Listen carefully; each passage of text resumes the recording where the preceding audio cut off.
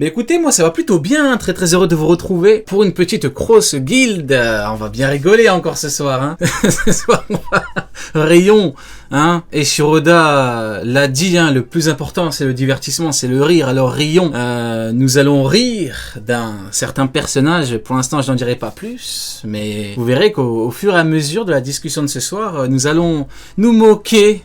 Nous allons rire d'un certain personnage, voilà, je ne dirai pas qui, on verra, hein, je laisse le suspense, aucun suspense. En vrai, on va rejoindre directement tout le monde, comme ça, on perd pas de temps. Ouais, quel suspense, ouais, hein.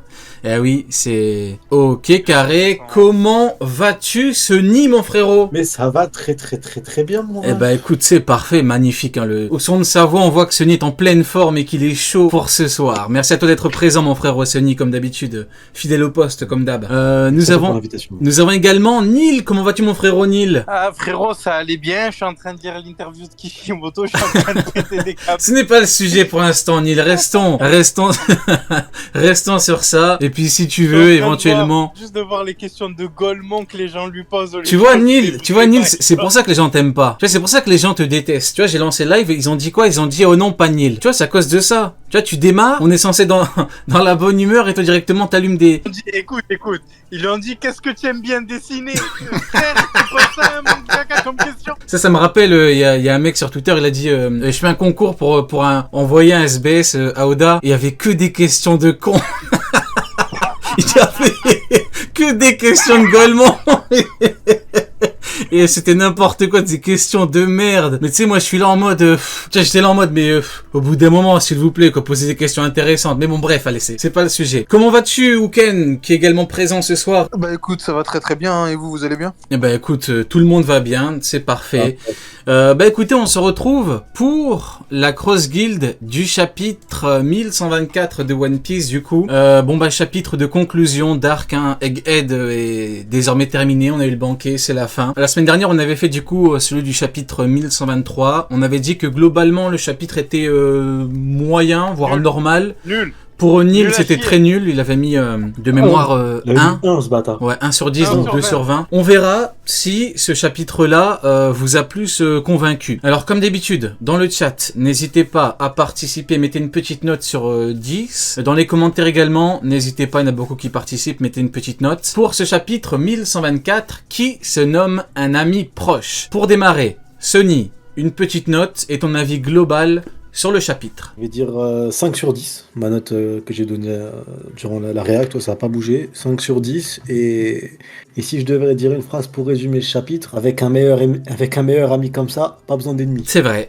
Magnifique introduction. Waouh, tu démarres tellement bien, exceptionnel. Ton avis global et une petite note au niveau du chapitre. Le chapitre est intéressant uniquement pour une ombre. Donc en vrai de vrai, j'ai pas trouvé ça très survolté, quoi, tu vois. J'ai vraiment aimé Je vois. La dernière case. Mais pour une note, frère, vas-y, on va dire que pour la case, il a un 4 sur 10. Ok, d'accord, ouais. Bon, vous n'êtes pas... Le chapitre ne vous a pas trop hypé. Et toi, du coup, Ken, une note sur 10 et un avis global? Bah écoute, il y a 4 pages dans le chapitre, ça se répète un petit peu, des informations pas très intéressantes. J'ai bien aimé, moi, la scène avec Kizaru et Akainu. Donc ouais, un 4 aussi. Hein. Ah putain, vous êtes écoutez, ça arrive, hein, des fois il y a des chapitres qui ne hype pas beaucoup, qui ne sont pas très appréciés. Alors moi je suis plutôt de votre avis, je partirais plus sur comme le dit Sony, sur un petit 5, parce que bon, c'est quand même un chapitre qui conclut et puis on a le petit banquet comme d'habitude. Donc voilà, on est dans la bonne humeur. Maintenant, je partirais même plus sur un 6, parce que Eiichiro Oda nous a offert une scène des plus exceptionnelles, hein, l'un des plus grands développements de tous les temps. Non, je rigole, on va me prendre au mot. Kizaru qui pleure, c'est exceptionnel. Hein. Depuis le temps que je dis pleure, Kizaru pleure, ça fait du bien. Franchement, je suis très content. Et surtout, ce qui me fait plaisir par rapport à Kizaru, c'est de lire ce que les gens disent par rapport à ça et de de voir à quel point les gens peuvent être fous. Fous, ou alors voir à quel point les gens ne peuvent rien comprendre et ont tendance à oublier les actions d'un personnage. J'ai vu des Kizaru incroyables, développement magnifique, alors que bon on en parlera pendant la Cross Guild, mais bon, incroyable développement parce que le mec a pleuré. Il y a des gens qui ont dit pardon Kizaru parce qu'il a pleuré. Magnifique, franchement magnifique. S'excuser auprès d'une merde qui a fumé son meilleur ami, qui a fumé son neveu et tout, au nom de quoi? Au nom de rien, parce qu'on en a donné l'ordre, même pas pour Sentomaru, il l'a fait en plus. Je trouve ça... et là, je suis même pas dans le côté puissance, ceux qui disent, on en parlera bien évidemment, ceux qui disent oui, mais il s'est retenu, alors que Kizaru lui-même dit le contraire, et surtout que maintenant, version manga plus, ou dedans, bah, c'est beaucoup moins nuancé, le fait que Kizaru, il est pas parti les mains dans les poches en mode je fais rien, quoi. Il était vraiment en mode je fais tout pour réussir ma mission. En tout cas, moi, je mettrais à 5, allez, tendance 6, parce que il y a les larmes de Kizaru, et moi, ça me fait plaisir de le voir pleurer. Et vous savez que j'aime beaucoup le divertissement autour des chapitres. On va pouvoir démarrer directement le chapitre avec... du coup, nous avons Vivi et Morgans. Bon, je pense que vous n'en avez rien à foutre de Morgans et Vivi, je me trompe. Est-ce que ça intéresse quelqu'un? Vous me dites. Sonny, Neil ou Ken? Non. Bon. Ouais, ça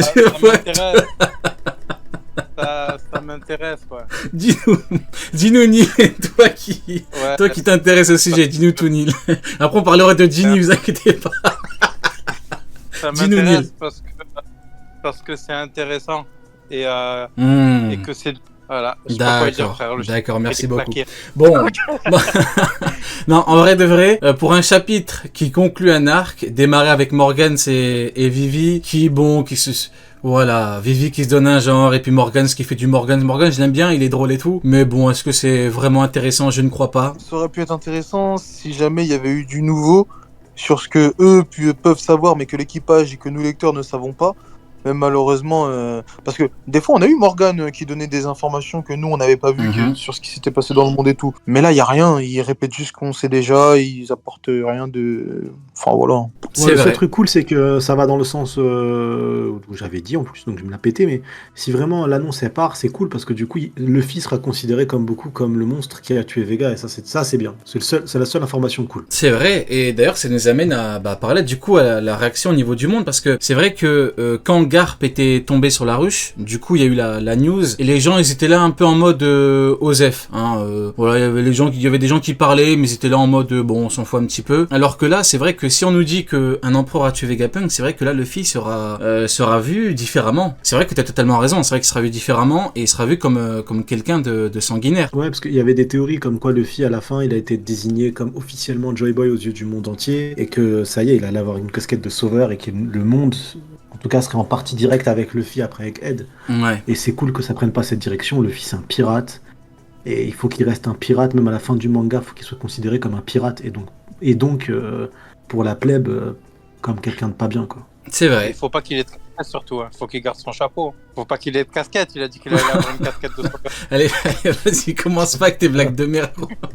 Par contre, dégradé frérot, dégradé à 7 €. Pour le coup, c'est vrai que ces derniers mots sont pas intéressants, mais moi j'aime bien parce qu'ils parlent des gros événements. Et c'est vrai qu'ils parlent de Barbe Noire contre Trafalgar Law, Shanks contre Kid, et Luffy du coup qui tue Vegapunk. Donc on est vraiment dans tout ce qui est empereur et tout. Je regrette qu'il ne mentionne pas Garp, parce que bon il en avait déjà parlé. Mais par contre en vrai ça peut nous, mine de rien, on peut voir un petit peu le sujet plus largement et parler un petit peu de l'avenir de ces personnages, hein. Parce que mine de rien il en parle, et si l'auteur conclut ces 2 pages avec eux, c'est que, à mon avis, au niveau de l'Entrarque, on aura très probablement ces personnes-là, ces empereurs-là qui vont bouger. Donc, Kuken, je sais pas un petit peu, quel est ton avis par rapport à Barbe Noire dans les prochains chapitres, éventuellement ce qu'il pourrait faire après avoir Tartello, qui malheureusement pour lui a pu s'échapper. Pour moi, la prochaine fois on va voir Barbe Noire, ça va être pour apprendre en fait ce que c'est Caribou. Parce que la dernière fois on avait vu qu'il était en conversation avec lui.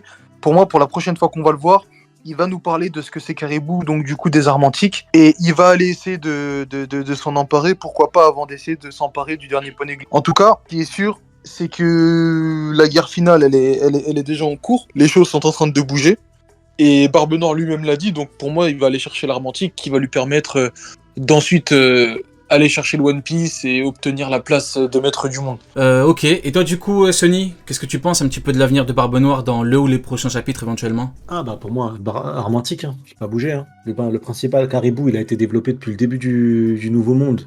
Et au final, son réel intérêt, c'est d'avoir eu les informations, d'avoir suivi les informations pour connaître la localisation des Armantiques. Il arrive sur Egghead, il rencontre quoi? Des lieutenants, des commandants de Barbe Noire, et c'est une groupie absolue de Barbe Noire dans le même arc où on introduit réellement dans l'histoire les Armantiques.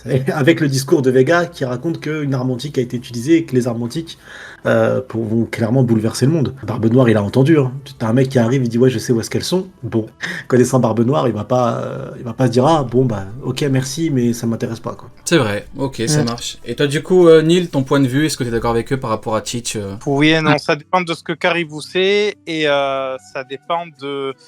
Ben, comme tu disais Sony, en parlant de Momonosuke, je sais plus sur quel Cross Guild, il est considéré comme celui qui a stoppé toutes les guerres, etc. de Wa, et qui a connu en gros aucune défaite, tu vois. Donc je vois mal Teach se rendre sur Wa pour trouver une arme antique, etc. Sachant que le narrateur a parlé, tu vois. Je suis d'accord. Donc je sais pas, c'est compliqué un pour peu. Moi, il ira pouvoir Poséidon, tu vois, je suis sûr et certain. Et en plus, ça retombe bien avec Luffy qui va aller détruire l'île des hommes poissons. Il va se passer une intrigue de fou autour de Poséidon. Mais à Wano Kuni, le narrateur, ce qu'il dit, c'est que depuis qu'il est devenu shogun, Wano a connu que la paix en fait. Donc si Wano n'a connu que la paix, il n'y a pas un barbu sans Chico qui est arrivé pour tout massacrer. Il n'y a pas un gros puant qui va venir tout massacrer. Il dit quoi le narrateur exactement? Il dit que depuis que Momonosuke est devenu shogun, ils ont connu que la paix, Wano. Ouais, mais il parle au niveau de quelle temporalité? Bah, celle-là, c'est le futur. Ouais, mais le problème, c'est qu'à un moment, ils vont forcément connaître la guerre, vu que... Ou Ken, il veut que Barbe Noire il a bâtardé tout le monde. Ouais, mais où? Tu le sens sans le savoir. Wano. Non, pas forcément Wano. Qu'il aille chercher Poséidon ou Pluton, en vrai, ça change pas grand-chose.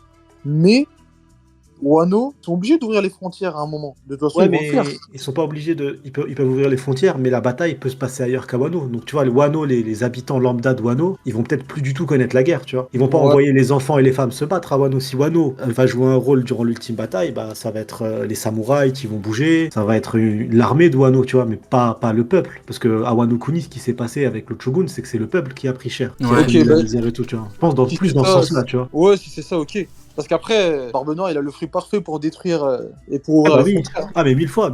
Après, ça se trouve, le peuple, bah, ils vont ressentir un séisme de ouf, ils vont pas comprendre ce qui se passe, et il y aura pas de bataille, le peuple sera pas... Peut-être il se passera quelque chose, mais le peuple connaîtra la paix et va pas capter ce qui s'est passé.